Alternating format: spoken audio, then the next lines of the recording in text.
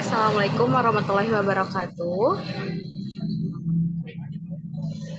Baik, sebelumnya saya selaku moderator dan perwakilan dari kelompok 1 izin untuk mempresentasikan hasil poster dan diskusi kami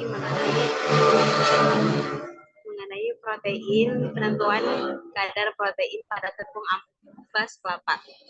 Ada pula tujuan yang akan dibacakan oleh Tara. Dipersilakan.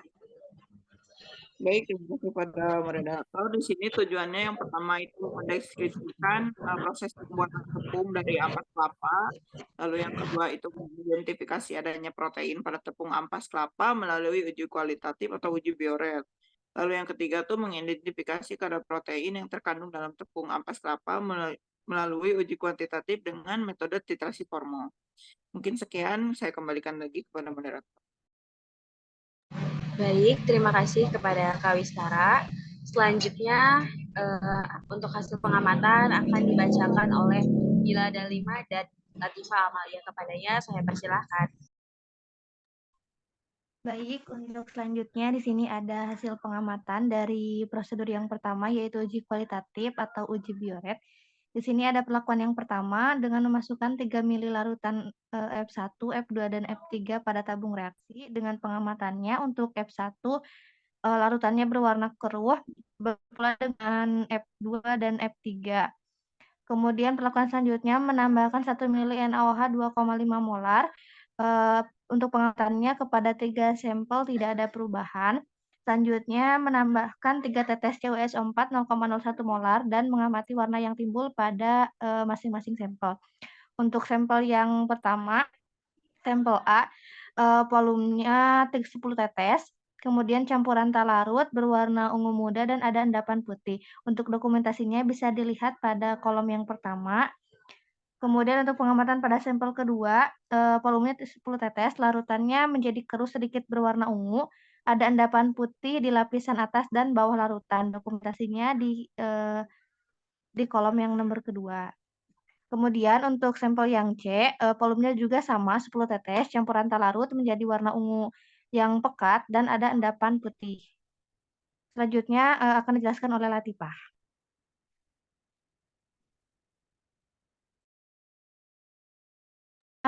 Baik, selanjutnya yaitu uji kuantitatif ya dengan titrasi formal. Pengamatannya yang pertama yaitu ada menimbang dan melarutkan tepung ampas kelapa. Tepung tidak larut dalam aquades, kemudian menyaring larutan sebanyak 10 ml dan menambahkan aquades sebanyak 20 ml larutan disaring dan tidak ada endapan dengan larutan berwarna keruh. Kemudian menambahkan 0,4 larutan kalium oksalat. Tidak ada perubahan pada sampel tersebut dari ketiga sampel. Kemudian menambahkan 3 tetes indikator PP. Pada 3 sampel tidak terdapat perubahan. Kemudian mentitrasi larutan tersebut dengan natrium oksida sebanyak dengan konsentrasi 0,1 molar. Pada sampel A volume titrasi sebanyak 0,5 mili, kemudian pada sampel B sebanyak 0,3 mili, dan sementara pada sampel C sebanyak 0,5 mili. Kemudian setelah itu menambahkan 2 mili formaldehid kepada larutan yang sudah titrasi. Larutan berubah menjadi tidak berwarna, kemudian menitrasi kembali larutan dengan NaOH, larutan kembali menjadi merah muda dengan volume titrasi sampel A 0,9 mili, kemudian sampel B 0,3 mili, dan sampel C 0,2 mili. Selanjutnya yaitu ada titrasi blanko. Yang pertama yaitu memasukkan 20 mili aquades ke dalam air layar. Aquades serta tidak berwarna, kemudian menambahkan 0,4 kalium oksalat, tidak ada perubahan pada larutan tersebut, kemudian menambahkan tetesan indikator, 3 tetes indikator PP, tidak ada perubahan pada larutan tersebut. Selanjutnya menambahkan 2 mili formaldehid pada larutan yang sudah pada larutan, tidak terjadi perubahan, kemudian mentitrasi larutan dengan NaOH, larutan menjadi berwarna merah muda dengan volume titrasi 0,5 mili. Sekian dari saya kembali kepada moderator.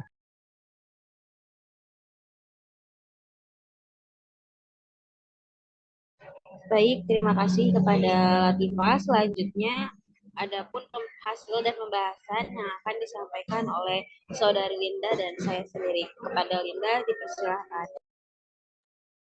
Baik, terima kasih kepada moderator. Untuk pembahasan yang pertama itu ada pembuatan tepung ampas kelapa. Nah, ampas kelapa ini merupakan hasil sampingan dari pembuatan santan. Pembuatan tepung ampas kelapa dilakukan dengan menimbang 127 gram ampas kelapa kasar yang berupa padatan serbu kasar berwarna putih berbau khas kelapa. Lalu ditambahkan air dan diperas dengan berbagai variasi, yaitu 250 ml air untuk 1 kali pemerasan, 500 ml air untuk 2 kali pemerasan, dan 750 ml air untuk 3 kali pemerasan. Nah, penambahan air ini merupakan langkah awal untuk menghasilkan ampas kelapa. Nah, pemerasan ini akan mempengaruhi kadar protein pada tepung ampas kelapa. Semakin banyak pemerasan, maka kandungan proteinnya akan semakin berkurang karena proteinnya akan ikut terperas. Nah, hasil pemerasan ini menghasilkan ampas kelapa yang kemudian dikeringkan pada oven bersuhu 100 derajat Celcius selama 4 jam untuk menghilangkan kadar airnya.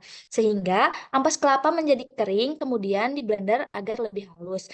Lalu, diayak menggunakan ayakan 60 mesh untuk menghasilkan tepung ampas kelapa dengan tekstur yang sangat halus. Nah, bisa dilihat ya di sini teman-teman untuk persamaan reaksinya.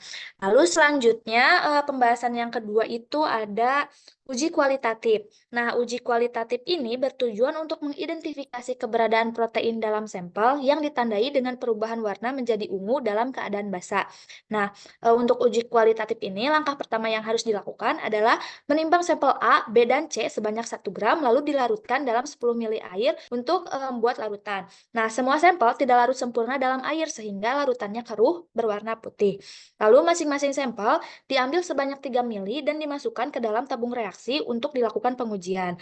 Nah, pada masing-masing tabung ini ditambahkan 1 ml NaOH 2,5 molar yang berperan sebagai pemberi suasana basah yang dapat mempengaruhi ionisasi dan reaktivitas senyawa dalam sampel. Nah, setelah penambahan NaOH ini, pada semua sampel belum terjadi perubahan karena sampel tidak bereaksi dengan NaOH. Lalu selanjutnya, pada masing-masing tabung ditambahkan setetes demi setetes larutan CuSO4 0,01 molar yang berperan sebagai pereaksi biuret karena ion Cu2+ dapat membentuk ion kompleks yang berwarna ungu. Nah, pada semua sampel ditambahkan 8 tetes. Nah, hasilnya pada sampel A larutannya menjadi berwarna ungu muda dan ada endapan putih. Pada sampel B larutannya jadi keruh berwarna ungu dan ada endapan pada lapisan atas dan lapisan bawahnya. Pada sampel C, larutannya menjadi berwarna ungu pekat. Nah, hal ini disebabkan oleh ion protein yang bereaksi dengan reaksi biuret. Warna yang dihasilkan menandakan kadar protein. Maka, semakin banyak kadar proteinnya, warna ungunya akan semakin pekat. Nah, berdasarkan percobaan kali ini, kadar protein yang paling besar adalah sampel C karena warna ungunya yang paling pekat. Mungkin sekian, lalu untuk pembahasan selanjutnya akan disampaikan oleh Indah. Kepada Indah, dipersilakan. Baik, terima kasih Linda. Nah, selanjutnya di sini mungkin boleh dikebawahin ya.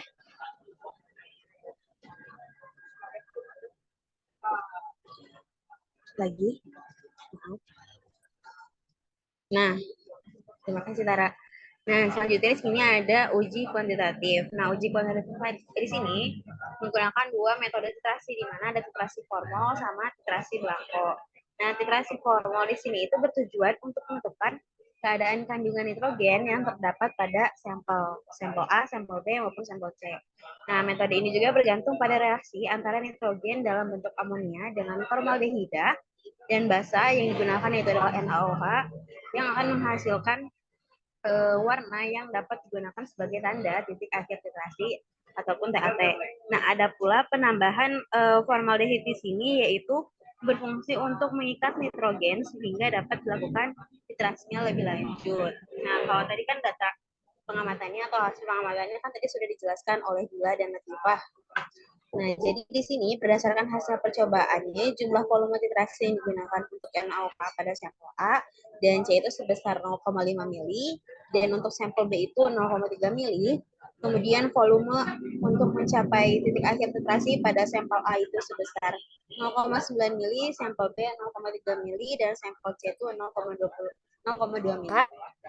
Sehingga volume total titrasi ini untuk sampel A itu sebesar 1,4 mili, sampel B 0,6 mili, dan sampel C 0,7 mili. Nah, maka dari itu dapat disimpulkan semakin tinggi volume NaOH-nya, maka semakin tinggi pula kadar proteinnya. Nah, untuk titrasi formal bisa dilihat ya, ini persamaan reaksinya oleh teman-teman semuanya. Kurang lebih seperti ini. Oke, selanjutnya ada titrasi blanko. Nah, boleh geser sedikit. Maaf, Tara.